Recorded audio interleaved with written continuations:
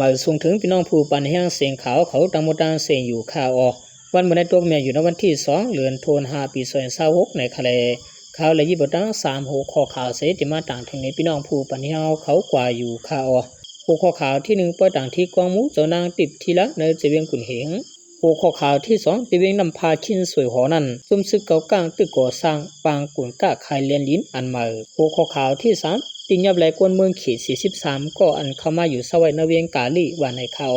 มาดังสุดแนวข่าวอันกันกว่าถ่อมด้วยหัวข้อข่าวที่1เตรียมต่างไว้ว่าปล่อยต่างที่กองมุเจ้านางติดทีละในเจเวียงกุนเหงในจอมกันค่าเมื่อวันที่30เดือนธันวาคมปี2026เดือน6มนปีได้1ปากปลายเศร้านี้อาซีเอสเอจะเฮ็ดปางปล่อยต่างที่กองมุเจ้านางติดทีละที่น่าอื่นสายขาวเจเวียงกุนเหงในข่าวแต่ที่เปลี่ยนมาปล่อยต่างที่กองมุในโกจังบิดังเจ้าตาหน้าหลงโหเป่าหลงจอมซึกหลงเจ้ายัดซึกแกมโหเป่า2ผู้กองการซึกจอมหันครึ่งเงินโฮมรวยผู้กวนตับโหมลม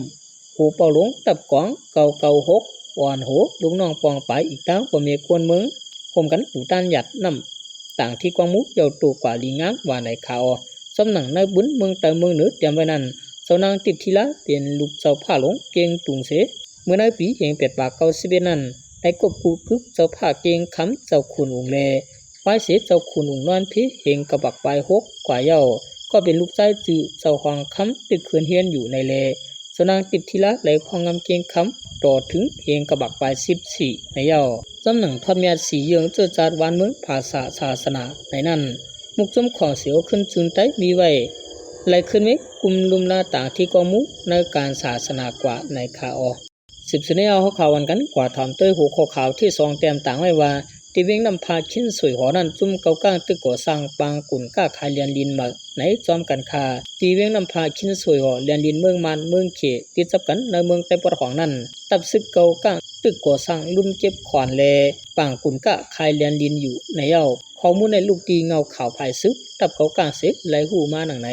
ในนาลินกุ้มกำตับซึกว่าอยู่ WSA เลตับซึกเก่าก้างยามยัน TAA นั่นมีข่าวออกมาว่าภายเมืองเขลามเข้ามาในนาลินเส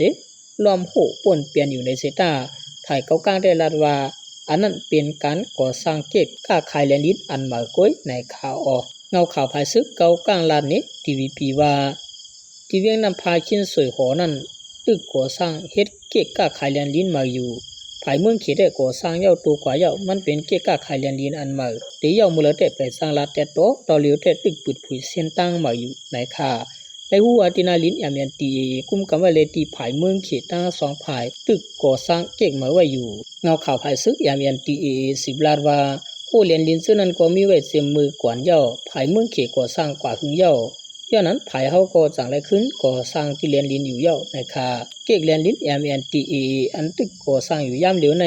มีตีหิมหำเก่งก้าขายเลียนลินอันเก่านั้นก้อยว่าไหนก้อยกาเกี่ยวลือร้องในเสกวนตั้งนำก็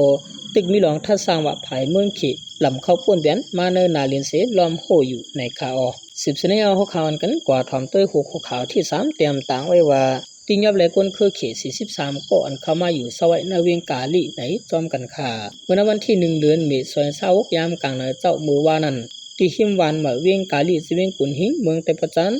ติงยับแลกวนคือเขต43ก็อันลักดอมเข้ามาอยู่สวัยรวยอันมีวัดไว้ถูกเมียนจอมปักเบิงว่าไหนสำนักข้อความตีกวนเสืออันญาติยับไว้นั้นลาแต่เขาเสือไหนเป็นกวนซึกอันเฮ็ดสร้างปางต่อร้องเหนือว่าล้ายอยู่ในเจเวียงต่างยานเมืองไต้ปะหอง